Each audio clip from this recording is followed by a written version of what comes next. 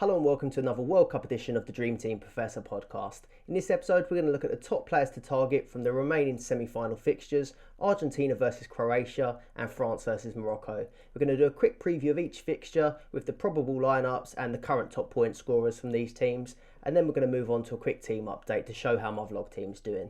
So let's begin.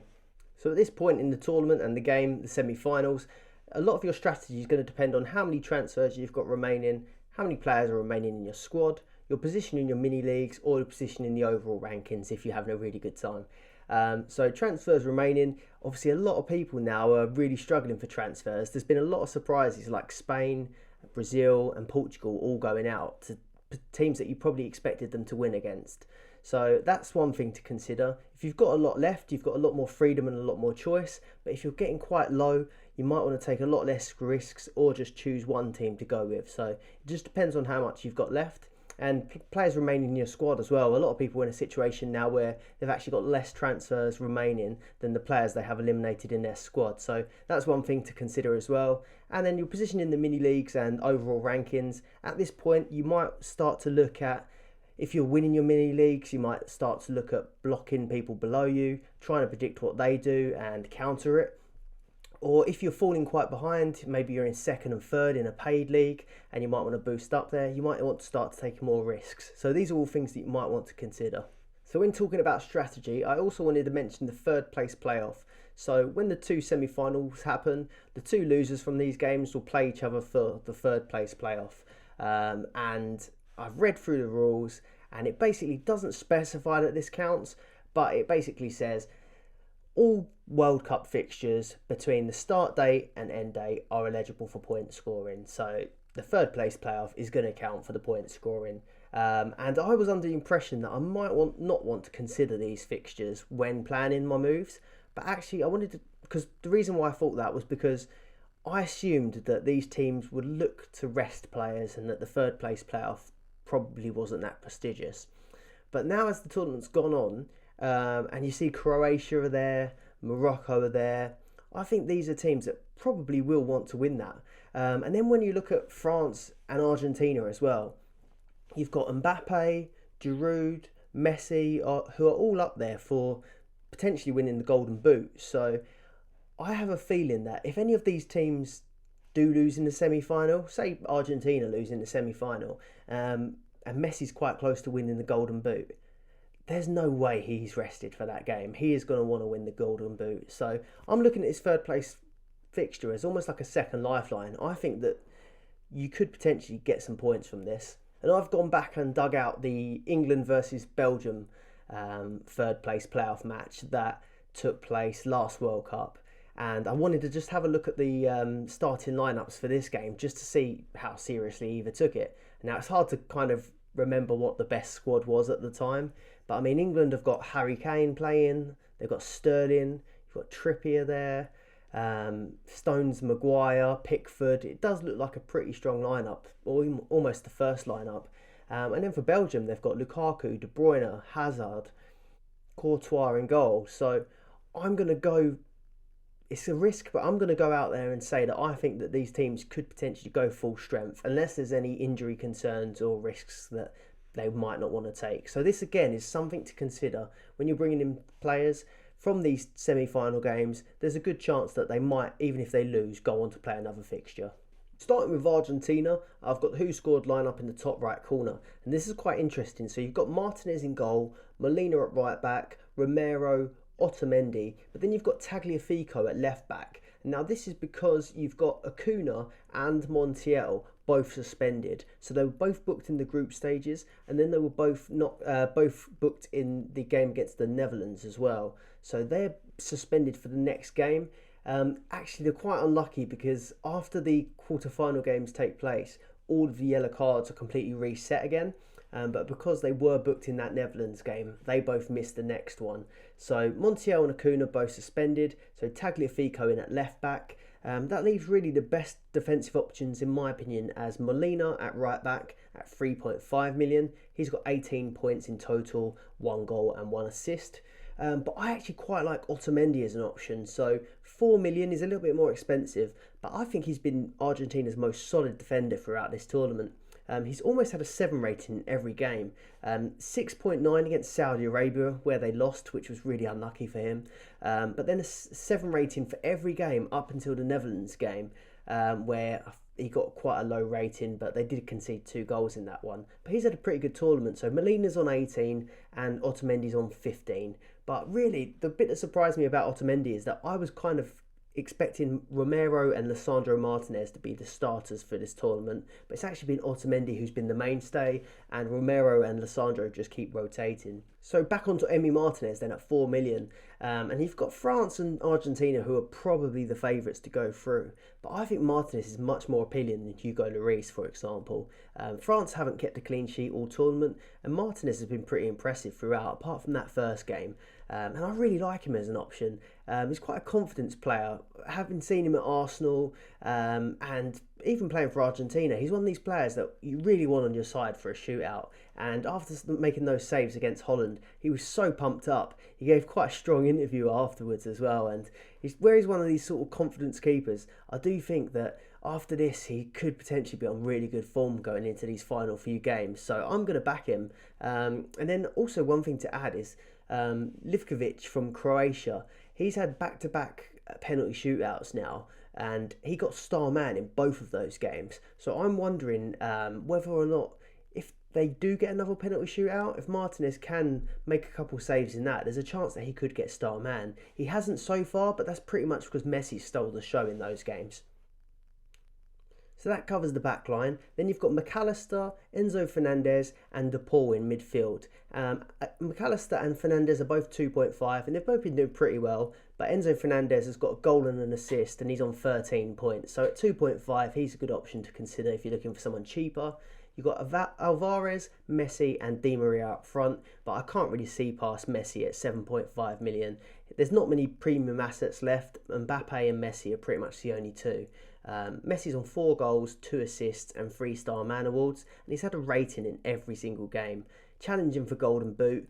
And I think that if they don't happen to win this game, going on to the 3rd place playoffs, if he's still in with a chance, there's every chance that he's going to be trying to win the Golden Boot in that 3rd place playoff as well. So I'm pretty sure you're going to get good game time out of him. Giroud's on 4, Mbappe's on 5, so it's all to play for still in that. Then on to Croatia, and like Morocco, I didn't fancy him in the last round, but they just keep proving time and time again that they're doing a really good job in this tournament. And well, Croatia made the final last time as well, so we could even end up with a France-Croatia final again. So with Croatia, I think their defence has probably been their biggest strength so far, and their starting lineup from who scored is looking like it'll be Livakovic in goal, Juranovic at right back, Lovren, Gvardiol and Sousa. Sousa played the last game, but he was ill the game before that, but he did look quite good against Brazil. Then in midfield, you've got Modric, Brozovic, Kovacic, Pasalic at right wing, Petkovic up front and Perisic at left wing. So you've got the keeper who's 3 million. He's their top point scorer at the minute with 29 points, and he's got 2 star man awards so far, which I just mentioned from those penalty shootout games. And he's actually the favourite. I was looking at the odds, and he's the favourite to win Golden Glove at this World Cup as well. So he could be an option if you're not fancying Martinez or Lloris. He could be a really good option there. And if they do go out in this game, say it does go to the favourites and Argentina go through and France go through, you've got Croatia versus Morocco, which could be quite a low scoring game as well. So 2 good defences. So, I mean, he could get a clean sheet in that one. So he is someone to consider. Then Sousa, who I mentioned at 2.5, a very attacking defensive player. And like I said, he was pretty good in that Brazil game and has been pretty good throughout the tournament. He's on a 6.9 average rating, so not bad at all, and 16 points.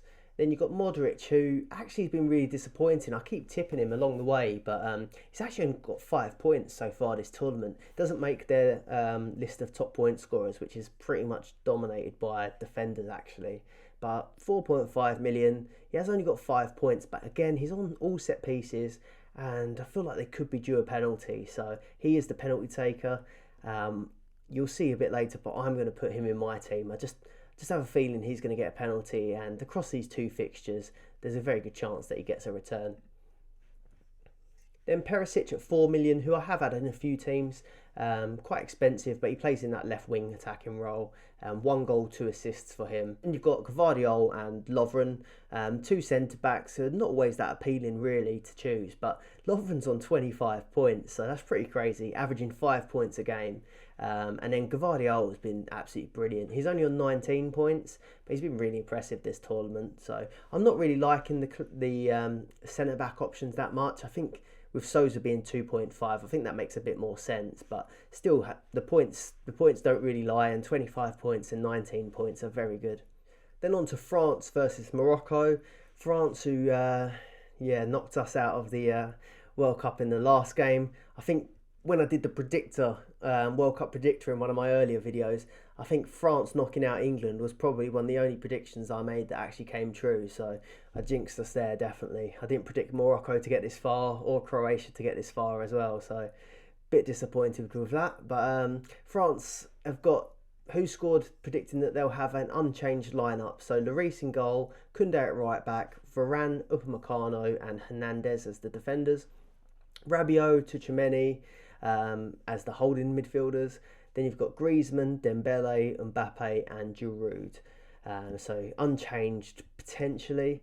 France haven't kept a clean sheet all tournament. And as much as I quite like the defensive options they've got, that was quite a standout stat really. But we'll start the other end. So Mbappe at 7.5. You've got to have him in your team, I think, if you've got enough transfers. And now down to this semi-final, and Argentina and France are the two big sides. You haven't really got that many options for choosing the premium strikers, so it's quite possible that you can afford to get Mbappe, Messi and one other. So yeah, 48 points for him, 5 goals and 2 assists. And yeah, like I said previously, I expect him to be going for the golden boot. So worst case scenario, if they do lose to Morocco, which the way Morocco are doing maybe is entirely possible, I expect him to go on to play that third place playoff game as well. So yeah, I think you're safe picking Mbappe. And similar with Giroud actually. So he's got four goals so far, 29 points, and he's been a threat all tournament. And obviously we saw that in the last game. French side seems to play to his strengths. So I like this Messi, Giroud, Mbappe front three if you can afford it. Then Griezmann, I'm not so keen on this move myself, but he has had a really good tournament. He's 5.5 million. He's got 3 assists, 2 Star Man Awards, and he's had 4 ratings out of 5 games. So that's pretty impressive in terms of Who Scored ratings. And he's their 3rd highest point scorer with 27. For me, he's not someone I want to put in my team, but I can imagine, I can make up plenty of reasons why you would want him in your team. And looking back at that defence, so obviously the fact they've had no clean sheets throughout the tournament isn't really a good sign. But this Morocco game does look like a good fixture. When Morocco are winning, they're not high scoring games. They are pretty much smash and grabs. So there could be a potential for a clean sheet here. Obviously their points for the defenders aren't very high at the minute, just because they haven't had any clean sheets. But still, I think Hernandez is probably the best option, most attacking threat out of that defence. Upamecano was a bit worrying. Obviously they did beat us, but it did seem like he's quite an aggressive tackler, and he did dive in for a lot of tackles. So it could be a yellow card risk or the risk of giving away penalties. But I'd probably say Hernandez or Koundé were the best options, or Upamecano. He is a bit cheaper at 3.5 opposed to 4, so could be a good option. And then one person I did leave out is Dembele, and he's only 3.5 million in their midfield. So that midfield, I don't think there's that many good options in midfield at the minute. So at 3.5 million, he could be a good one to choose. And then on to Morocco. I've not really included them on my players to target in very many episodes. So they're in the semi-final. Got to give them the credit they deserve. So here is the players to target from the Morocco team. So they've had 4 clean sheets out of 5 games. They've conceded 1 goal all tournament, which was an own goal. So no opponent has scored past Morocco in this tournament so far, which is a ridiculous stat, to be honest. Personally, I can't see them winning, but they've been getting through every game so far. So how can you really rule them out? So you've got Youssef En-Nesyri at 2 million. He's their top goal scorer with 2 goals in total, and he's on 21 points. Then they're pretty strong, obviously, with that defensive record. A lot of their top point scorers are defenders. So you've got Hakimi, who's 3 million. He's got one goal. He's got 1 assist and 4-7 ratings, and he's on 34 points at the minute. And then you've got Sace, who used to play for Wolves. He's 2 million, and he's got 1 goal and 2 ratings. But I'd go for Hakimi because he's a very attacking defender. And I think I've seen him take a few free kicks in the tournament as well. So I'd pick him out as probably the best player to target in my opinion. And you've got Ziyech as well, who's obviously at Chelsea but looks a totally different player for Morocco. He's got 1 goal, 1 assist, and he'd cost you 3 million.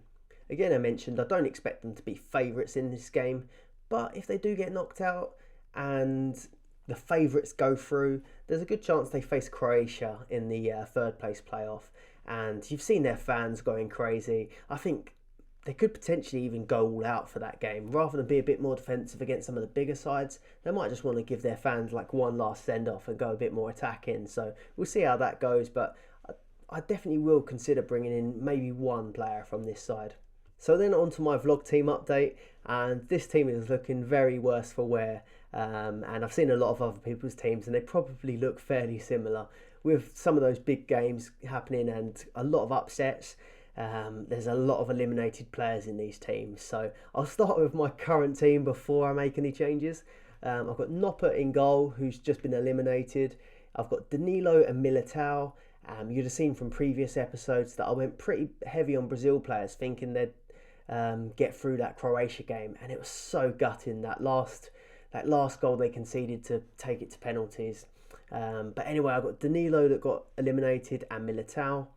Harry Maguire, I had in my predictor that I thought France would beat England, so quite unlucky there. I did have my heart in my mouth when he had that header that was really close, but it wasn't to be. He's eliminated as well. Guerreiro from Portugal, I then went in on Portugal players because I thought they'd do Morocco. So I've actually got Guerreiro, Fernandes and Ramos, all from Portugal. So midfield was Bruno Fernandes and Vinicius Junior, and Asensio from Spain, who I just still didn't get round to removing after he was eliminated, also by Morocco. Then up front, Messi, Ramos and Mbappe. So Messi and Mbappe are the only players that I have remaining from this side that aren't eliminated. So I'm on 278 points in total. I have got 8 transfers remaining, which is a bit more on the higher side compared to some of my other teams. And then I've got 9 eliminated players. So as you can see, 8 transfers remaining, 9 eliminated players. It's not a good place to be in. So I pretty much have to rejuvenate this entire squad. So I'm going to use all 8 transfers on these semi-final fixtures, pretty much because of the reasons I said. Any players that you bring in from these teams have a potential to play an extra fixture if they are eliminated, because they'll play the third place playoff. But one thing to consider is you can only make 3 transfers a day. So if I wanted to use 8 before the semi-finals, I'm going to have to use 3 today, which is Monday when I'm filming this. So 3 on Monday, 3 on Tuesday before the lineups for the Argentina-Croatia game, and then 2 before the France-Morocco game. So that's my 8 done then. And here is how I'm going to use those transfers. So Noppert in goal, I'm going to change him for Emi Martinez. Like I said, I think with penalties and that sort of thing, I think he's a really good option for those shootouts, penalty saves, and I think Argentina have got a good fixture in Croatia, really. Croatia haven't been that free scoring. Then I'm going to do Militao for Otamendi. Like I said, I think Otamendi's probably the most safe option from that Argentina defence at the moment. And then I'm going to do Vinicius Junior out for Luka Modric. So I'm making these transfers first because it's the first game, and they're my 3 that I'm going to make tonight. Modric I'm putting in mostly because that penalty and set piece risk threat that he has. And then I'm going to move on to the next day. I'm going to take out Harry Maguire for Hernandez from France, Bruno Fernandes for Ousmane Dembele, and then I'm going to take Ramos out for Giroud. So I'm going quite France heavy for this Morocco game. Again, I mean, when I had this predictor, I'm back in the favourites. I just can't bring myself to bring players in from players that I don't think are going to win. As much as there have been upsets, they're so unpredictable. So Again, I'm going to back mostly Argentina and France here. So yeah, Maguire to Hernandez, Bruno Fernandes to Dembele, and Ramos to Giroud. And then on the day of the France game, I'm going to do Danilo to Hakimi, Guerrero to Koundé, and that's all of my transfers used. It's probably a bit hard to process doing 8 transfers in one go, so I've just made this little diagram here. So it's going to be Emi Martinez in goal, Otamendi, Hakimi from Morocco, Hernandez and Koundé in defence. I'm going to do Modric and Dembele in midfield, and then I've got that one eliminated slot which was Asensio that I just don't have the transfers to replace. Then up front I'll have Messi, Giroud and Mbappe. So I've pretty much backed the favourites in my opinion, Argentina and France, but then I've got Hakimi and Modric from Morocco and Croatia just in case it does go the other way. But I have got that double chance of the third place playoff, so I'm pretty happy with that lineup. So that's how my team is going to line up for the remainder of the tournament. All of my transfers used. Eager to get your opinions on this team going into the final 2 games to see what you think. My best team currently, so this one was on 278 points. My best team's currently on 315 points, but in that team, I've only got 5 transfers left and 8 eliminated players. So I'm not really going to be able to field as many players in these last few games compared to this team here. So I'd be quite interested to see whether this team that has less points but more transfers and more players remaining can finally catch up with that team and even potentially do better. So that'll be interesting to see. That is everything for this semi-final episode, so thank you for watching and please subscribe to the channel for more Sun Dream Team content. If you're listening on Spotify, do give us a follow on there as well, and good luck with your teams going into this semi-final and final games. I'll probably do one more episode of this World Cup series just ahead of the final and that third place playoff, so we'll see you on those ones. Thanks for watching, bye.